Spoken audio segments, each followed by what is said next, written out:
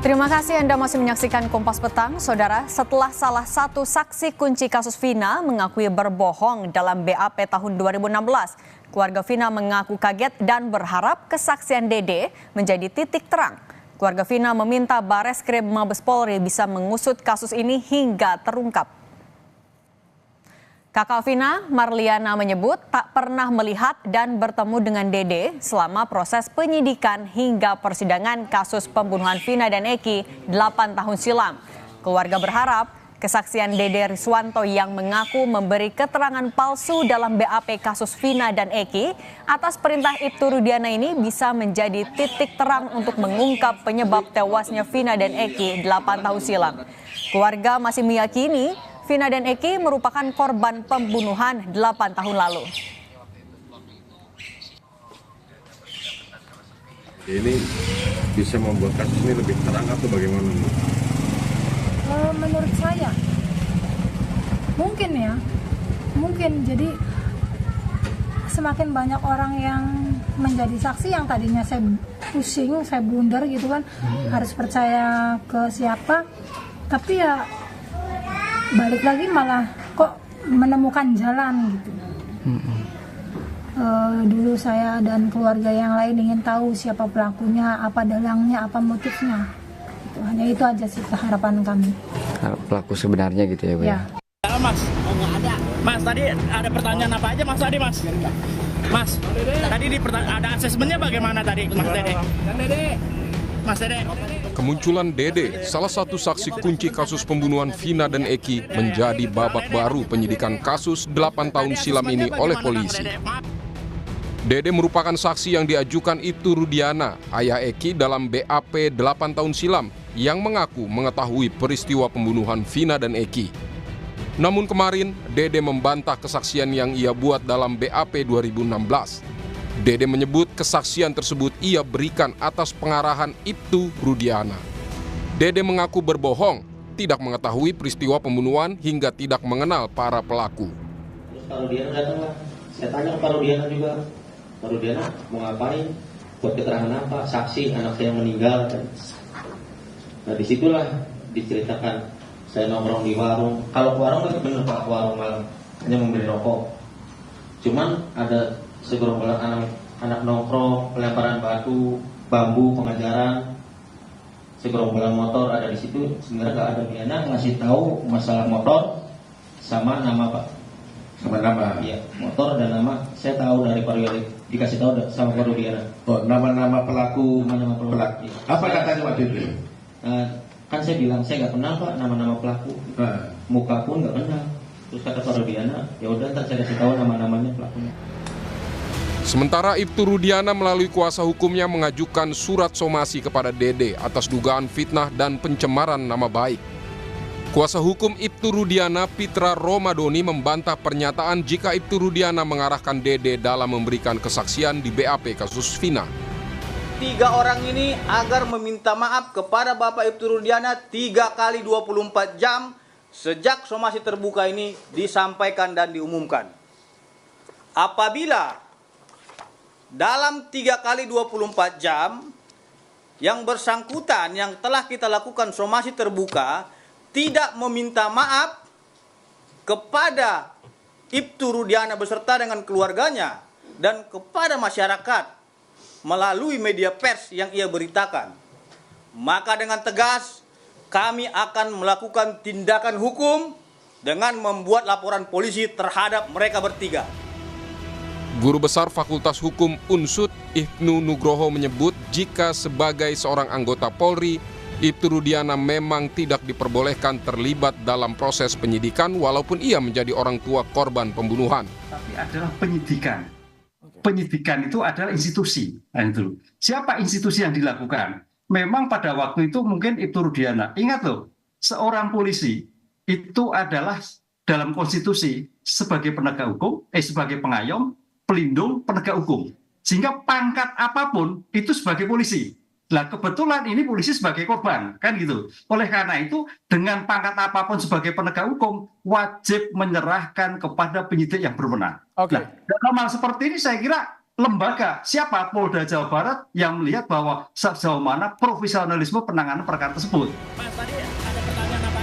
Kini usai Dede, saksi kunci kasus pembunuhan Vina dan Eki mengungkap adanya rekayasa dalam BAP 8 tahun silam. Aep dan Ibtu Rudiana belum juga memberikan pernyataan ataupun menjalani pemeriksaan terkait dugaan pelanggaran dalam proses penyidikan Vina dan Eki. Padahal Aep sudah dilaporkan terkait dugaan kesaksian palsu dan Ibtu Rudiana dilaporkan terkait dugaan penganiayaan oleh terpidana kasus Vina. Tim Liputan Kompas TV. Setelah Dede, salah satu saksi kunci kasus pembunuhan Vina dan Eki mengakui memberikan kesaksian palsu dalam BAP 8 tahun silam atas perintah Ibtu Rudiana. Lantas apakah Ibtu Rudiana bisa terjerat sejumlah pelanggaran etik hingga pidana dalam kasus ini?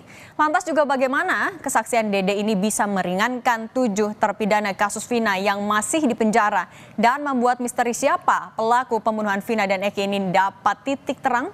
Kita bahas bersama dengan Ketua Kompolnas, ada Pak Beni Mamoto, kemudian ada kuasa hukum Pradi yang mendampingi Dede, Bang Jutek Bongso, dan kuasa hukum Ibtu Rudiana, Bang Mardiman Sane. Selamat sore semuanya, apa kabar? Selamat sore. Oke, saya mau ke Bang Jutek dulu. Bang Jutek hari ini mendampingi Dede ke Bareskrim Polri ya? Itu pemeriksaan terkait apa? Tidak mendampingi Dede ke Bareskrim ya. Jadi agenda kami hari ini adalah ke LPSK tadi pagi jam 9 dalam rangka untuk menyampaikan permohonan perlindungan kepada saksi dan korban atas 6 terpidana klien kami, kemudian saksi-saksi yang kami hadirkan di dalam peristiwa dalam LP yang kami sudah laporkan ke Bareskrim sebanyak 3 LP. Kemudian siangnya tadi pukul 13 kurang lebih ya kami ke Bareskrim dalam rangka undangan gelar perdana dari atas LP yang kami sudah buat di Bareskrim Mabes Polri, dan alhamdulillah bahwa laporan kami sudah diproses awal oleh pihak Mabes Polri terkait dari peristiwa laporan kami terhadap Dede dan Aep atas dugaan memberikan keterangan palsu atau tidak benar. Demikian, Mbak. Oke, Bang Jutek, tapi kalau dari informasi yang sejauh ini Anda tahu, apakah dari gelar perkara juga diungkap nggak ada peran Ibtu Rudiana di sana? Tadi kita hanya biasa ya, karena ini masih gelar awal. Menggelar ini kan hanya mencocokkan betul tidak kami membuat laporan, betul tidak bukti. Oke, tapi kalau sejauh ini Dede sudah bertemu langsungkah dengan para terpidana? Pak Jutek, Bang Jutek, suaranya tidak ada. Yang kami serahkan sudah cukup tidak, itu semua diuji, dicek kembali oleh pihak Mabes Polri, dalam hal ini Bareskrim tadi diuji semua. Apakah betul bukti-bukti awal, apakah betul yang sudah kami laporkan dan sebagainya. Demikian, Mbak. Oke, saya sekarang mau ke Bang Mardiman. Bang Mardiman, Ya. menurut Ibtu Rudiana menggandeng banyak sekali advokat untuk membantah kesaksian Dede. Bagian mana saja yang menurut Ibtu Rudiana tidak tepat?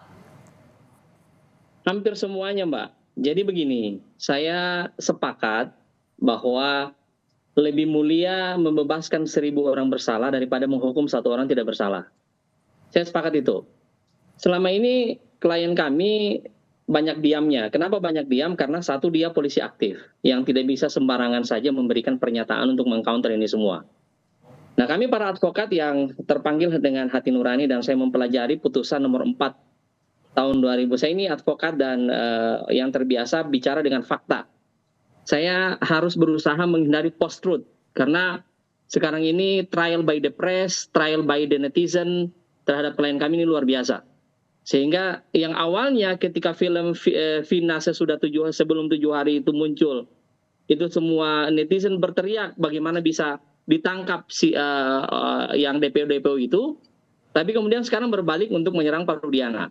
Satu hal yang ingin saya sampaikan bahwa saya tidak ingin mengomentari apa yang dikatakan oleh Dede maupun yang lain-lain itu. Kita akan buktikan sajalah nanti dengan jalur hukum yang sebenarnya. Tapi semua yang dilakukan oleh Ibtu Rudiana pada waktu itu tidak ada sedikit pun yang melampaui kewenangannya atau melenceng dari jalur hukum. Ada tadi pembicara sebelum ini atau mungkin diputar ulang sama Kompas mengatakan bahwa Rudiana bertindak sebagai penyidik. Mbak, itu tidak benar. Rudiana tidak pernah mem-BAP satupun dari para pelaku itu. Yang terjadi adalah Ibtu Rudiana ini ayah dari korban. Jangan lupa loh, beliau ini ayah kandung dari orang yang juga mati, temannya Vina, yang namanya Eki.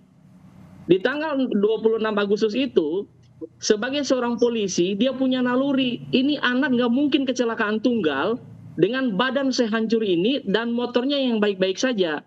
Karena naluri sebagai seorang polisi itu muncul, dia mencarilah kebenaran. Nah, dan kebenaran itu sudah tertuang di dalam putusan nomor 4 tahun 2017 itu, di mana mereka semua dihukum. Nah, sekarang bingung juga saya kalau kemudian yang belakangan ini, oh ya waktu itu saya ditekan, waktu itu loh. Emang pada saat mereka itu semua diperiksa, polisi tidak memberikan pengacara. Baik. Mana pengacara yang mendampingi orang-orang itu pada saat itu? Benarkah mereka dipaksa? Benarkah mereka diintimidasi? Atau kenapa mereka membuat pernyataan palsu? Baik Bang Mariman.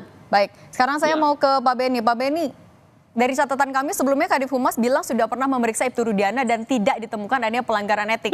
Tapi kemudian ada pernyataan Dede yang bilang kalau ia diinstruksikan untuk memberikan kesaksian palsu oleh Ibtu Rudiana. Yang Anda lihat ini sebenarnya apa yang terjadi? Ya, yang pertama perlu kami sampaikan bahwa pengawas internal sudah turun. Dari Irwasum, dari Propam itu sudah turun untuk mengaudit investigasi yang sudah dilakukan sejak di Polres sampai dengan di Polda. Jadi sebagai catatan bahwa kasus ini di Polres itu hanya 3 hari, kemudian ditarik Polda. Tentunya salah satu pertimbangannya adalah menghindari jangan sampai ada konflik kepentingan. Karena salah satu orang tua korban ini adalah anggota Polri. Nah, dari hasil komunikasi kami dengan pengawas internal, menunjukkan bahwa tidak ditemukan satu pelanggaran yang berat, hingga dimungkinkan diberikan sanksi. Nah, oleh sebab itu adanya masukan-masukan dari saksi-saksi ini tentunya menjadi bahan juga. Karena ketika klarifikasi kan kita mendengar langsung dari pihak petugas. Belum dikonfirmasi dengan pihak-pihak yang waktu itu ditangani. Nah, mudah-mudahan dengan nanti masukan-masukan ini akan diperoleh kebenaran dan objektivitas. Nah, namun ada catatan juga bahwa kasus ini sudah divonis, sudah inkrah. Dan ketika memberikan keterangan sudah disumpah di depan pengadilan. Para saksi maupun para terdakwa waktu itu ya. Nah, ini dengan dinamika yang muncul saat ini, munculnya saksi-saksi dengan keterangan yang berbeda atau mencabut keterangannya, ini tentunya satu proses ketika kita semua ingin mencari kebenaran. Tapi Pak Beni melihat ini ada intervensi dari Ibtu Rudiana kah? Begini, untuk menilai itu harus betul-betul dilakukan pemeriksaan mendalam ya. Artinya di satu sisi kondisi psikologis yang bersangkutan saat itu, anaknya dibunuh dan sebagainya, ini juga harus dilihat. Karena sebagai manusia biasa tentunya ada rasa penasaran, ada rasa ingin segera tahu siapa pelakunya dan sebagainya. Nah, ini satu hal yang menjadi masukan sekali lagi buat pengawas internal dengan munculnya saksi-saksi ini ketika nanti proses penyidikan di Bareskrim dilakukan, ini juga menjadi bahan masukan. Pihak kepolisian tentunya akan terbuka untuk nanti mengkaji dan diharapkan seandainya memang ada hal yang baru yang bisa berkontribusi dalam rangka menuntaskan kasus ini sangat bagus seperti itu. Oke, baik. Saya mau kembali lagi ke Bang Jotek. Bang Jotek hari ini mendampingi Dede ke LPSK. Apakah artinya memang ada kekhawatiran, ada ancaman terkait setelah mengaku itu adalah kesaksian palsu?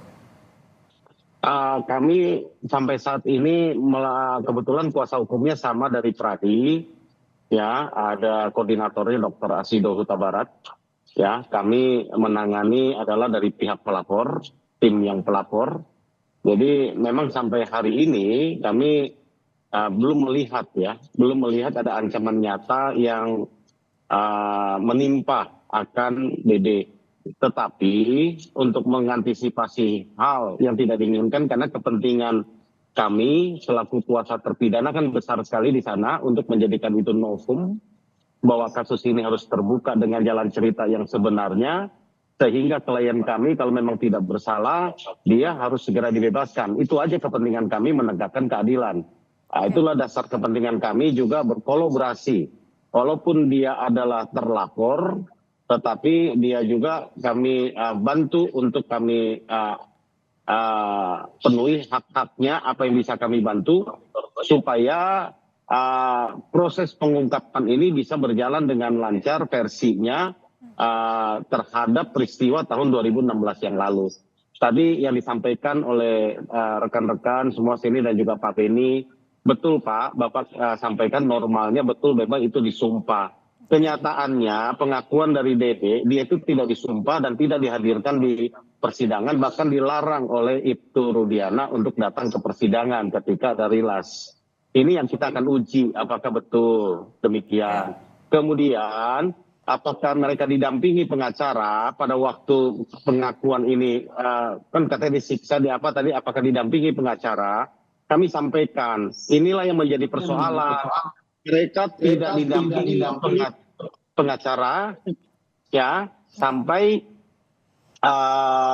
di Polda mereka baru didampingi pengacara. Jadi dari tanggal 31 ya, bahkan ke Polda penyidikan dan mendapatkan hasil itu, mereka tidak didampingi pengacara. Itu aja yang kami sampaikan. Oke, baik.